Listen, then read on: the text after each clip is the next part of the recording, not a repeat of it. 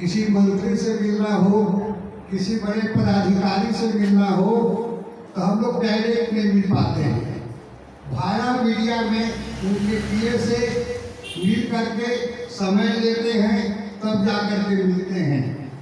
वही स्थिति जो गुरु होते हैं, गुरु गोविंद दो खड़े बोले ना भी, तो गोविंद को जानते हैं और गोविंद के पास कैसे जाया जाएगा, कैसे उनसे हमारी मुलाकात होगी, कैसे उनका आशीर्वाद मुझे मिलेगा, इसी का उन्होंने विधि और विधान बताया है। इसीलिए हमारे जीवन में सद्गुरु की अति आवश्यक है। और आज हमारे जीवन में जो हम लोग परम प्रेम में श्री श्री ठाकुर जी को पकड़े हुए बड़ी भाग्यशाली हैं। और चूंकि आज के दिन जो है हमें भी अपने गुरु के प्रति हम लोग सुबह से लेकर शाम तक अपने घर में भी पूरे पवित्रता के साथ ठाकुर जी का फोटो साफ करते हैं, सजाते हैं, वस्त्र बदलते हैं। आज के दिन सुंदर सुंदर फल सब्जी जो भी हम उनके ऊपर अर्पण करके, उन पर चढ़ावा करके, अरे कोई तो कपड़ा और वस्त्र भी दे करके ठाकुर को प्रणाम करता है। ठाकुर अगर नहीं है तो ऋतु को भी प्रणाम करता है। आज एक दोपहर में एक भक्त आया, कहा कि गुरु जी आज गुरु पूर्णिमा है, मैं आपके लिए वस्त्र लाया हूँ और फल में केला लाया हूँ। और वह देख करके वह प्रणाम किया कि हम बड़ी भाग्यशाली हैं कि आपसे मुलाकात हो गई। इतना ही नहीं, जानते हैं एक छोटी सी घटना है अंबिकापुर की।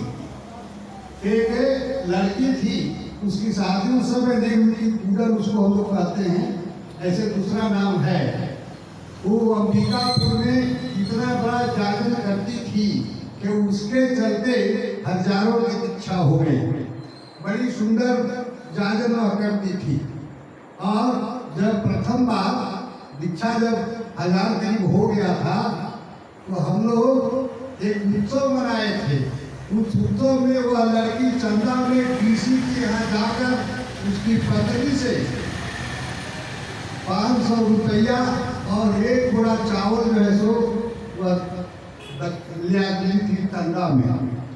वह इतना अपने को पढ़ी लिखी विद्यार्थी, वो शिक्षिका है। शादी उसकी अगल बगल आजू बाजू में नहीं होती थी। लोग कहते थे कि तो बड़ी भाषण देती है, तो अपने सास के बीच भी भाषण देती रहेगी। लेकिन वैसी तो बात थी नहीं। वह जो है नारी नीति में बड़ी वह स्पष्ट रूप से नारियों के विषय में बतलाती भी थी। अंत में उसकी शादी हुए करीब 15-20 साल हो गए, वह भी शिक्षिका हो गई।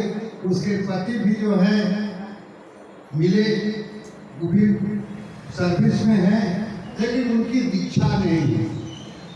और दीक्षा के लिए वह प्रयासरत थी, लेकिन वह कभी जो है सो नहीं दीक्षा के ठाकुर के एंटी थे। वो सत्संग में भी नहीं जाते थे। उत्सव में उसको जाकर अगर जाते तो पहुंचा कर बाहर बैठते थे। इतने बड़े ठाकुर के विपरीत अवस्था में थे। वह लड़की हमसे बोली कि बताइए कैसे इच्छा हो, इनके बिना मेरा जीवन तो अधूरा है। हमने ये देखो तुम ही कर सकती हो अपने चरित्र के माध्यम से, अपने चरित्र के माध्यम से सही नारी बन करके, सही पत्नी बन करके, अपने पति को देव समझ करके अगर सेवा करेगी, सुबह उठकर प्रणाम करेगी, सास ससुर को प्रणाम करेगी, नाम जपते हुए भोजन बनाएगी, तू तो सब जानती है, लेकिन अपने समय भूल जा रही है। उसके शादी में हमने उसको एक नारी नीति गिफ्ट दिया था। हम कहेंगे कि उनको हम तो दे दिया था नारी नीति, उसको नहीं समझ पाई। कहे कि ठीक है अब मैं यही करूंगी। 4-5 साल से हुआ नियमित करने लगी। आवाज बोली कि दादा गुरु पूर्णिमा है। आवाज एक बड़ी खुशी की बात है कि वो बोल रहे हैं कि अब हम ठाकुर की दीक्षा लेंगे। यही होता है जागरण, यही होता है ठाकुरत्व तुम्हारे अंदर।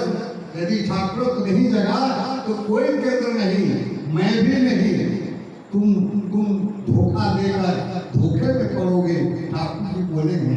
तो अपने चरित्र के माध्यम से यदि हम लोग जागरण करें तो कोई दिक्कत नहीं है। अभी डीपी वर्ग की बात चल रही है, देख रहे हैं कितने लोग उपस्थित हैं।